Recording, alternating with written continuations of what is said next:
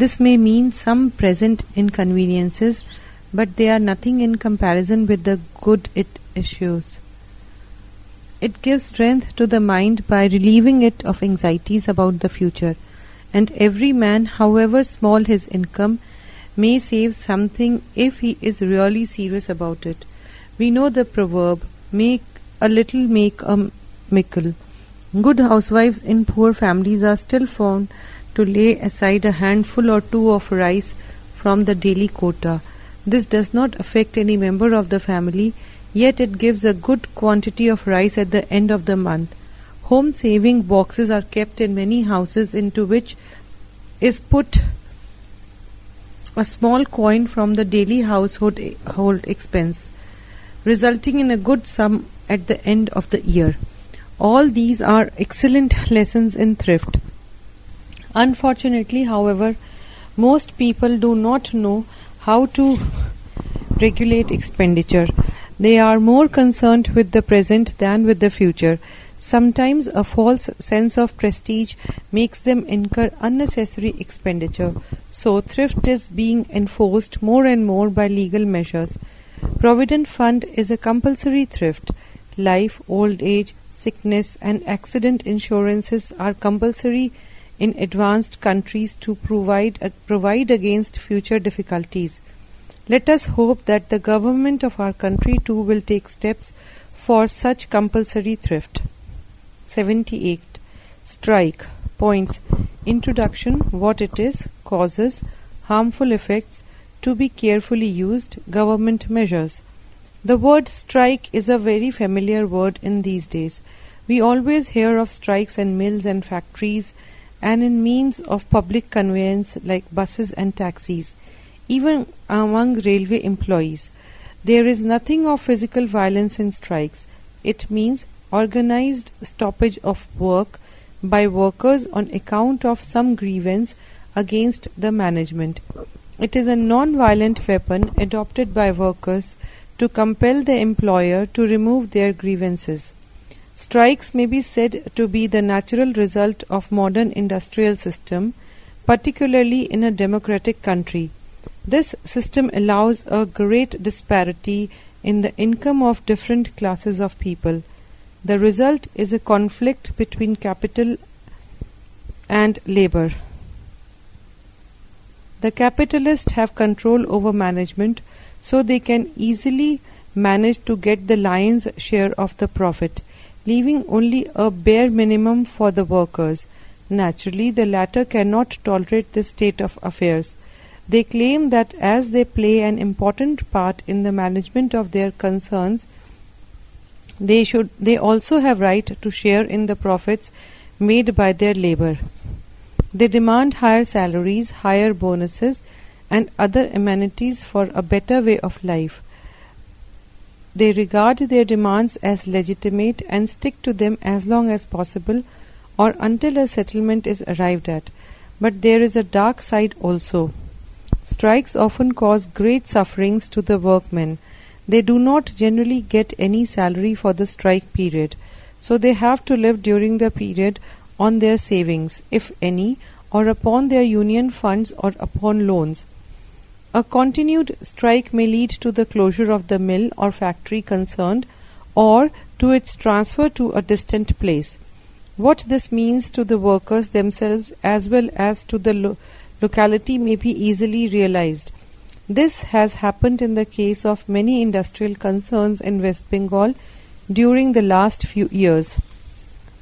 What this has meant to the employees and to the state are within the knowledge of every Bengali.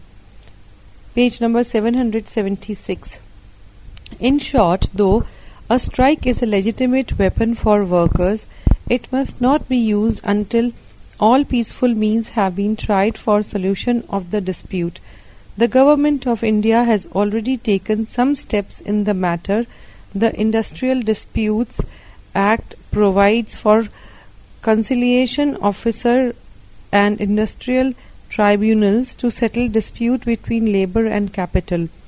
No strike can be called so long as the dispute is in their hand. 74. A debating society. Points. What it is, how it is conducted, its utility, evils to guard against. A debating society is one in which two different sets of people argue on a particular topic, one in favor of it and the other against. The topic is announced in advance so that the competitors may come prepared with their points on the date fixed. After both the blocks have advanced their arguments in favor of and against the proposal, the president sums up the arguments and closes the debate with his own views. A debating society is very necessary for school and college students. To win the debate, they have to consult different books and acquire up-to-date information on the different aspects of the subject fixed. Then, they have to think deeply over the information they have acquired, pick out the important points and arrange them logically and systematically. This increases not only their knowledge but also their power of thinking and reasoning. A debating society also helps the students to get over their initial nervousness and speak fluently and effectively. It teaches them also to accept defeat with composure and thus win the respect of even their opponents. Students learn to feel the pulse of the audience and profit by it. All these enable them to shine in life as lawyers, politicians, orators, professors, etc. There are a few points about which a debater must take particular care. He must not talk at random and must not drag his arguments too long. This tires the audience. He may occasionally meet with taunts in the midst of his speech. This should not be allowed to ruffle him. On the contrary, he should take it in a sporting spirit. So a debating society is a must for every school and college because it enables the students to have their first lessons in public speaking and oratory. 75. The duties of a citizen. Points. Meaning of the word citizen. Who is a good citizen? Laws written and unwritten. What happens if they are broken? Some common habits of a bad citizen. Duties of a good citizen. Citizen primarily means one who lives in a city, but the term is generally used in a wider sense to mean one belonging to a state. Thus, every Indian is a citizen of India, whether he lives in a city or a village or on the hills. Every society has some definite rules of conduct for its members in order that there may be peace and harmony among them. Some of these rules are laid down as written laws, and whoever breaks any of them is punished by a court of law. Page number 777. But there are many unwritten rules which are no less binding on every member of the society. Peace and happiness of the society depend a good deal upon the proper observance of these rules too. A good citizen takes as much care about these unwritten rules of conduct as about the written laws. Unfortunately, many of our country are careless about the former. We often throw away orange and banana skins in the street on which somebody may slip and break his bone. We also spit and throw things from above on the streets below. This makes the streets dirty and the things may fall on persons passing along. We waste filtered water by leaving the taps open. Village people often wash even the clothes of persons suffering from infectious diseases in ponds from which they draw their drinking water. We see people standing at the entrance of tram and buses even when there is room inside. They do not care the least about the inconvenience this causes to persons in getting down and getting in. We have also bitter experience of the use of loudspeakers without any thought of the sufferings of other people nearby. All these common experiences show that we are lacking in civic sense. A good citizen not only avoids breaking the rules himself, but also sees that they are not broken by others. We expect society to give us peace and happiness, but society cannot do much unless we help it to help us. So, whenever we see a person doing any wrong, it is our duty to try to correct him. We should also help the authorities in maintaining law and order and peace for the general happiness of all. 76. Dowry system. Points. Introduction.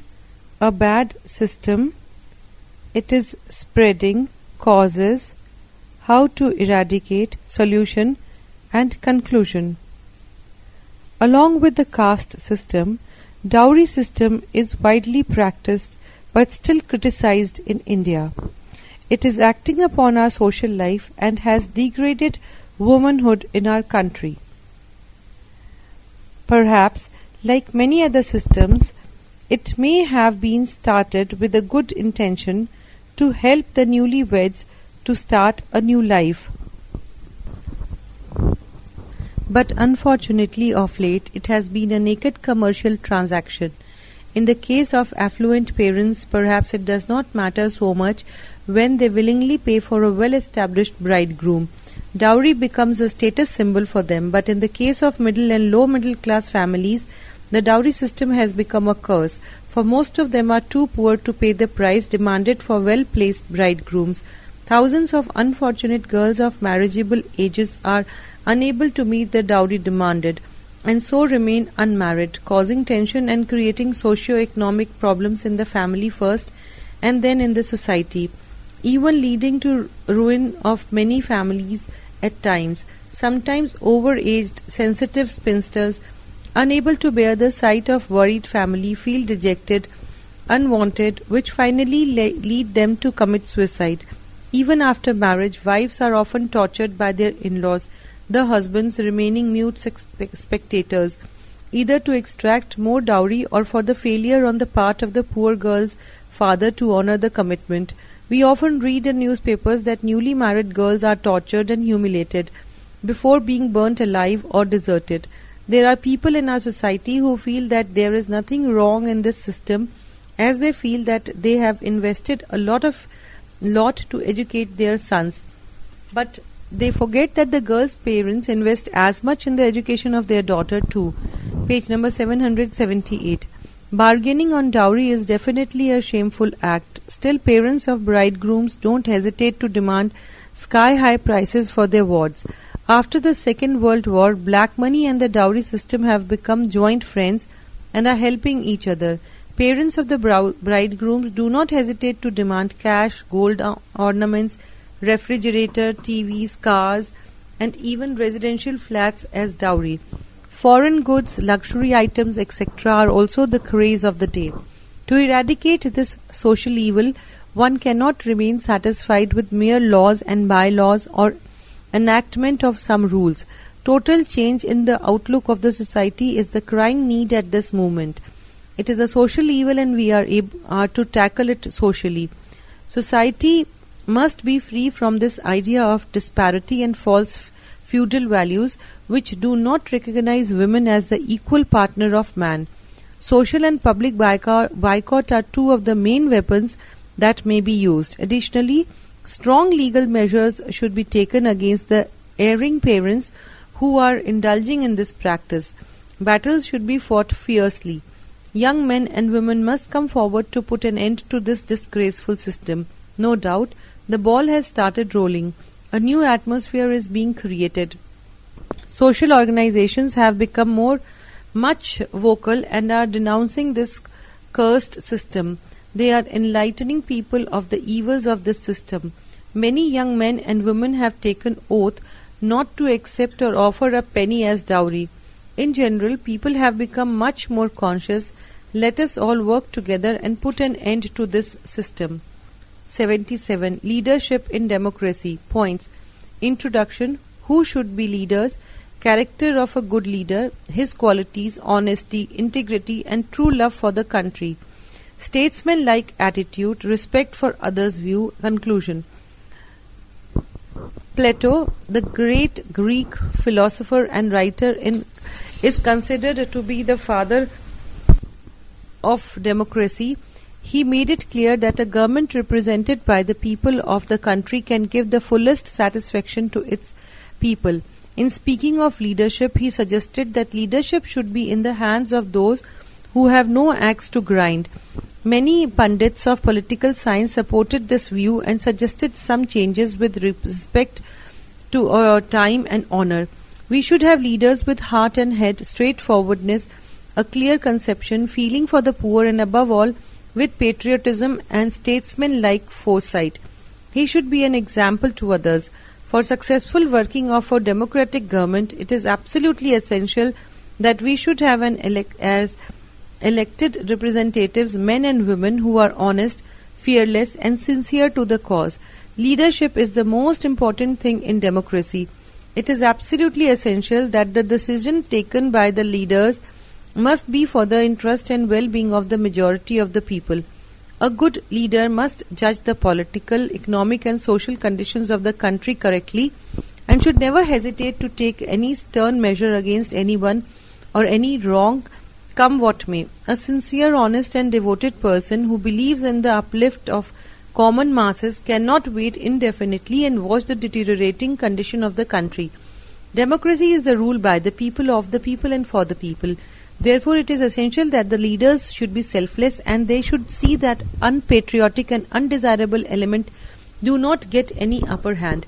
It is in the anvil of stern integrity that the leaders of a country shall be judged from time to time and not by their speeches only. Page number 779. In a democratic setup, government may change, elected representative may also be changed, but that does not mean that the overall ideals of leadership should also change. Very often it is found that whatever was achieved by the previous government is made null and void by the successive governments in the name of reform. This confuses the masses. A good leader must judge pros and cons of every decision of the previous government and then implement the idea for the betterment of the people. In a democracy, people and parliament are supreme. The behavior of the leaders inside and outside the parliament should be exemplary.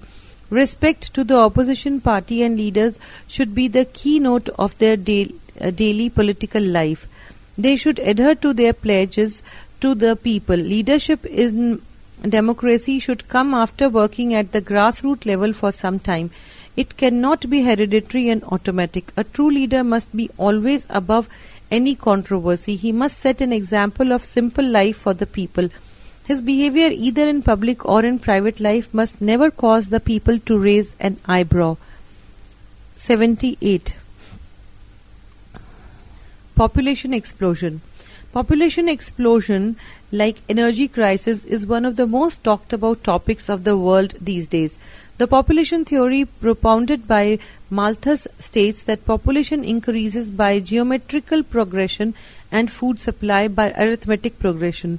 The nature strikes the balance by means of war, famine, and disease. In spite of the fact that the hollowness of the Malthusian theory has been established, it cannot be denied that the present growth rate of the world population is alarming and disturbing. From an estimate 500 million people in 1650, the world population has increased to 1,000 million by 1850, 2,000 millions by 1940, and 4,000 million by 1976. The world population, which has doubled in 200 years, now took only 40 years to reach the same growth. This figure substantiates the fear that if this present growth rate continues, this planet will be overcrowded within a few decades. The explosion of human population is partly due to improvement in medical science and increase in food production, resulting in the decline of mortality rate. While some of the European countries have controlled birth rate, the developing and underdeveloped countries still show 3 to 5% annual growth of human population. As a matter of fact, out of 5.2 million babies born in every second, 4.25 million are born in the developing and underdeveloped countries only.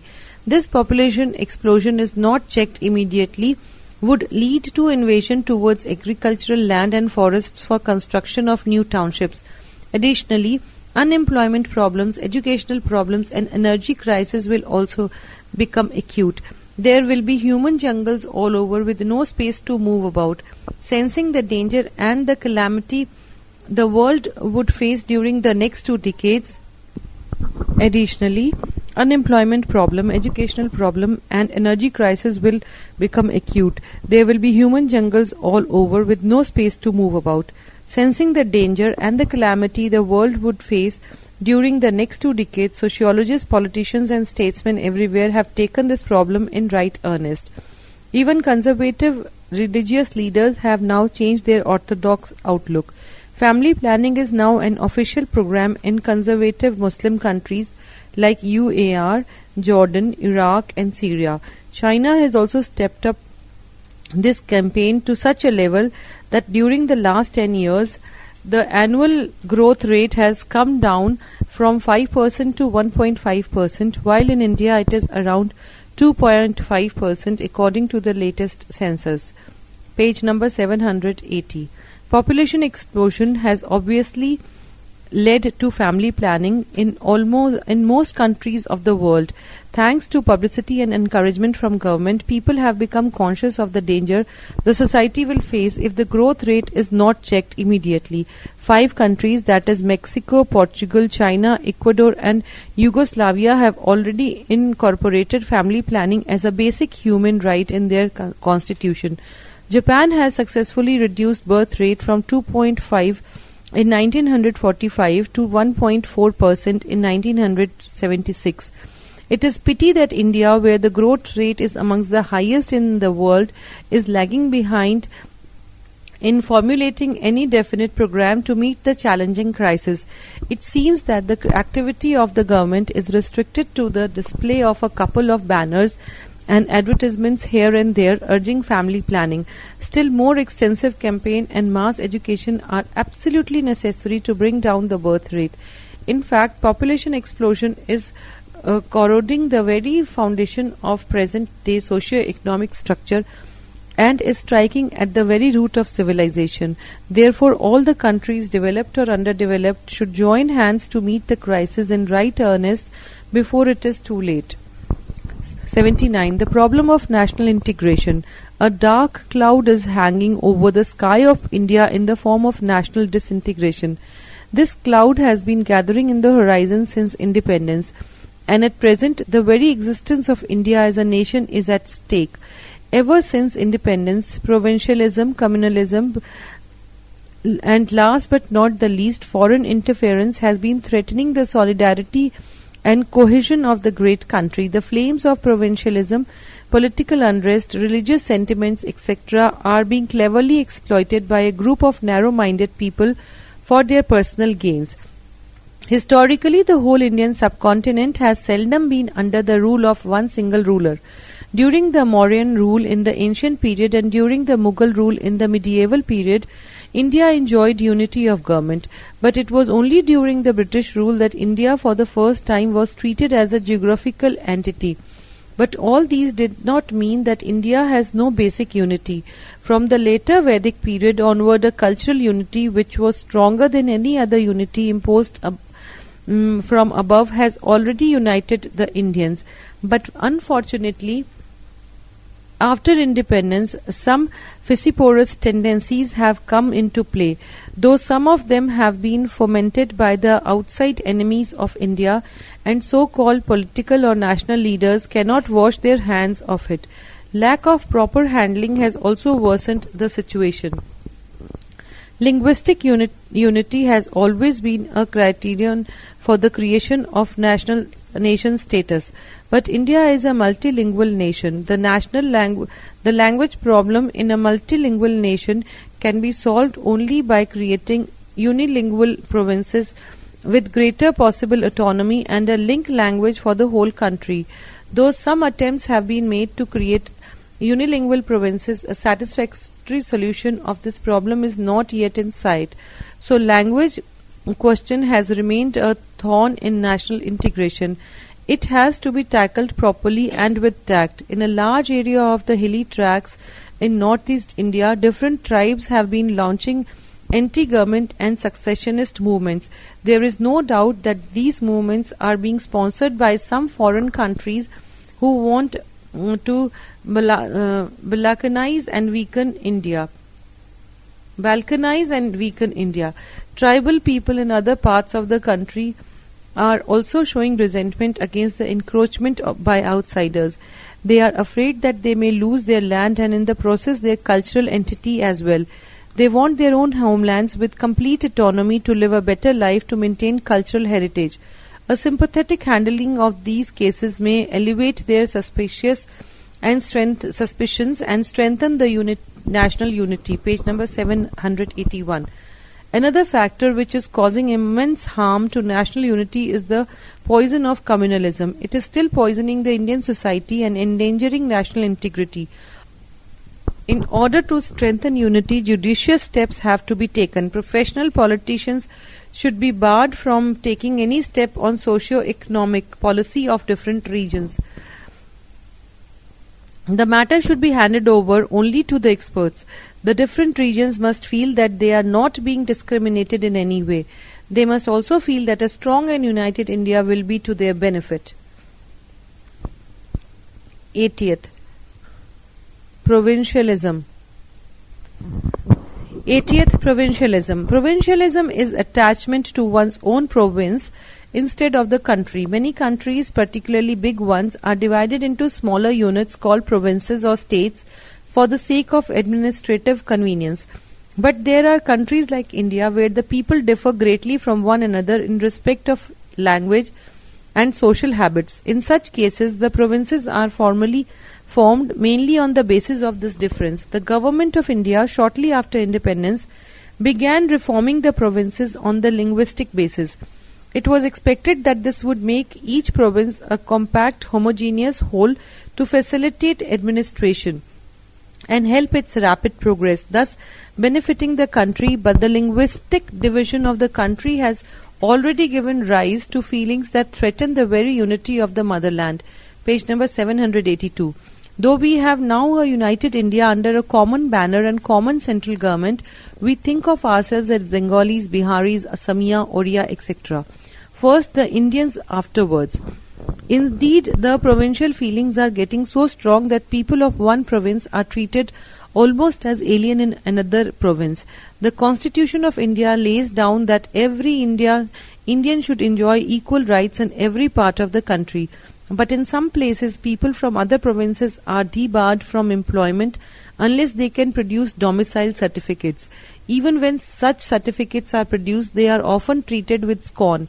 The strangest thing is that this is done on the government level in total disregard of the Constitution. We condemn the British government for fomenting communal feelings, but whom are we to condemn for the provincial spirit that disgraces the country?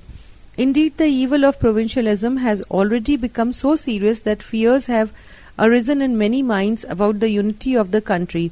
If things go on in this way, India may soon break up into different independent states. So, some thinking men are condemning the formation of linguistic states and provincial autonomy. According to them, it is these that are striking at the root of Indian nationalism and Indian unity. They suggest the immediate scrapping of provincial autonomy and linguistic states and the division of the country into a few administrative zones under the central government. It is this and this only that can bring about emotional integration of the people in different parts of the country and make us a strong united nation. Your favorite film? I am not a regular film goer, but occasionally I see some good Indian films and foreign films. If I am asked to name my favorite film, without hesitation I shall vote for Pather Panchali. This film was produced by the government of West Bengal in 1956. From the very first show, it created a stir among the film lovers. The film is the work of Satyajit Ray, the director, based on a novel of Vibhuti Bhushan Banerjee, a literary genius. Only after seeing the film, I could understand why it has been universally acclaimed to be one of the best ever produced. Pather Panchali means something like Song of Life. It is not a novel in the conventional sense. It is a narration of the day-to-day life of a poor family. Harihar, the head of the family, is a poor Brahmin. He is barely able to make both ends meet as a poor village priest. He has his sister, his wife, and two lively children, Opu and Durga, to look after. Opu and Durga are always full of life in spite of all-round poverty. They live in their own world, roaming about in the nature. They represent two harmless creatures who have nothing in home but so much in the nature to gather knowledge from. One day, Harihar leaves the village for several weeks to earn more for the family. In the meantime, Durga dies after a short illness.